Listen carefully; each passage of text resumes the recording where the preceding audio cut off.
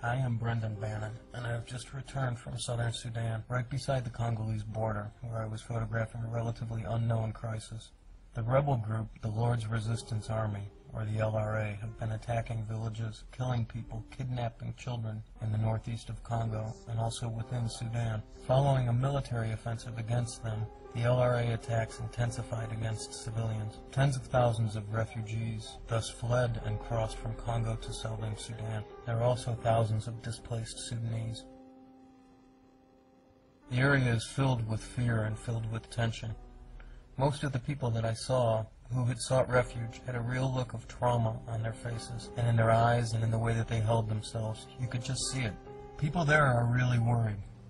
When you're on the road, you see people traveling by foot or by motorcycle with spears in their hands or bows and arrows on their backs. And this isn't common, this is exceptional. And it's happening this way because people are scared of when the next attack will hit. Throughout the area, towns and villages are constantly being attacked by rebels. And these incredible, brutal attacks don't make the news. They should, because what's happening there is a catastrophe for these people. There are scores of people who have been kidnapped. There are families that have been completely ripped apart.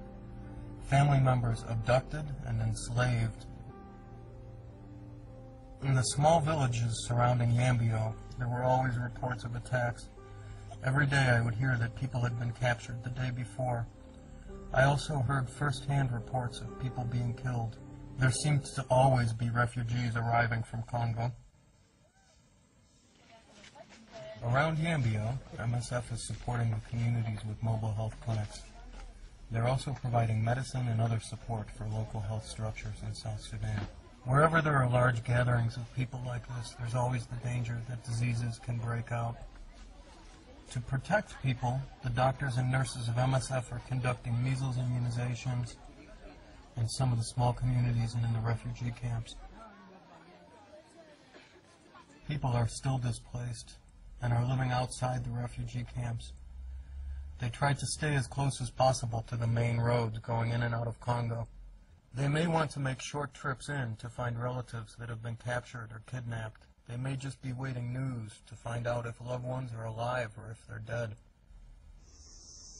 There is suffering that you cannot see. You know, these people have lost all that they're familiar with. They've lost the footpaths, the smell of morning, the knowledge of where to collect firewood, the streams or the boreholes where they would go to collect water in the evening and see their friends and talk about the day's news. They don't have those simple things anymore. In some places, they have been given land. You see people farming every day, even in the refugee camps, but there is a race against time. It is now the rainy season, which also means it is the planting season. So with all those families chased away from their farms, they face the risk months from now of not having enough food to eat. People are terrified to go back home, and with good reason. They've watched their friends and relatives get slaughtered, and the attacks are still ongoing, even in southern Sudan. And some simply can't go back. I met a teenager, paralyzed years ago, whose family was killed. He was carried out of the bush and across the border on the back of a neighbor's bicycle. Now he's surviving from the kindness of strangers alone. One man who I had met was waiting in line at a food distribution. He had just arrived the day before, having fled from Congo.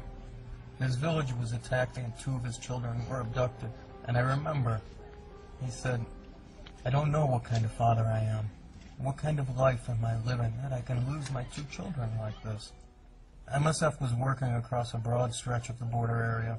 In another district, a town called Nyori, there was another refugee camp where MSF had set up medical care.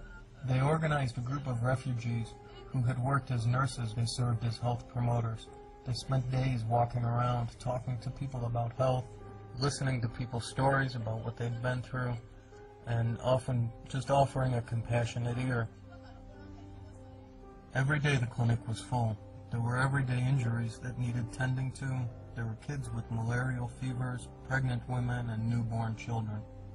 Before these attacks, these Congolese and southern Sudanese people lived a simple but challenging life. They didn't have everything, but they had each other.